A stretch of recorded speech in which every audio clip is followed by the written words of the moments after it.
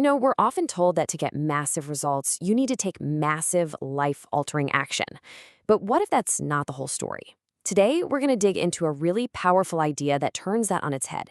The simple concept of getting just 1% better every single day. We're about to see how these tiny, almost invisible improvements can stack up into something truly incredible. So, to really get this, let's start with a crazy story.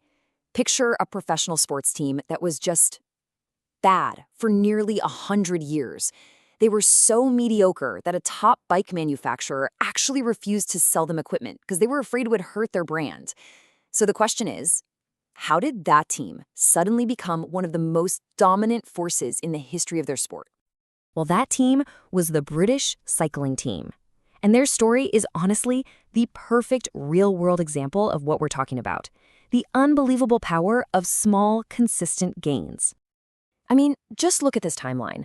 For almost a century, they were basically a joke. 1 gold medal. Then, 2003 hits, and this guy, Dave Brailsford, takes over. Just 5 years later, they go to the Beijing Olympics and win 60% of the available gold medals.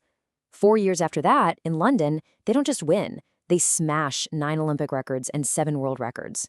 This wasn't luck. It was a complete revolution. So, what was Brailsford's big secret? It was a philosophy he called the aggregation of marginal gains. The idea is so simple, it's brilliant.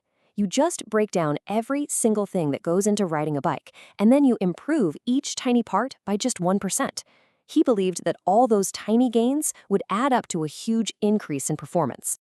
And when I say they looked at everything, I mean everything. They focused on details nobody else would even think of. They tried out different massage gels to see which one helped muscles recover fastest. They hired a surgeon to teach the riders the right way to wash their hands to avoid getting sick. They even painted the inside of their team truck white just so they could spot tiny bits of dust that might mess with the finely tuned bikes. Any one of these things is tiny, right? But all together, it created an unstoppable force. But here's the thing. This story isn't really just about cycling. It's about a fundamental law of the universe. The success of British cycling wasn't magic, it was just math. It was the raw power of compounding. And this is where the numbers get absolutely mind-blowing. If you improve by just 1% each day after a full year, you don't end up 365% better, no. Because of how compounding works, you end up a staggering 37 times better than when you started. But here's the kicker. This works both ways. Small, positive habits build on each other until you get these incredible results. But those small, bad habits, a poor choice here, a little slip up there, they compound downwards just as powerfully until you're left with next to nothing. It really shows that where you are right now isn't nearly as important as the direction you're heading. This quote from James Clear just nails it. Habits are the compound interest of self-improvement. Just like money in a savings account, your good habits are quietly growing in the background until one day you look up and the results are explosive. Okay, so this brings us to a really crucial shift in how we think about success. We're all taught to set big, ambitious goals. But what if focusing on the goal is actually the wrong approach? Let's get clear on what we mean here. A goal is the results you want. Winning the championship. A system is the process that gets you there. The daily practices, the training, the whole shebang. And here's the key insight, the big takeaway. You do not rise to the level of your goals, you fall to the level of your systems. I mean, think about it. Relying only on goals is pretty flawed. For starters, winners and losers in any field usually have the exact same goal, so the goal itself clearly isn't what makes the difference. Also, hitting a goal is just a moment. It's a temporary change. What happens the day after you cross the finish line? A goals-only mindset also tends to tie our happiness to some future event, making us think, I'll be happy when.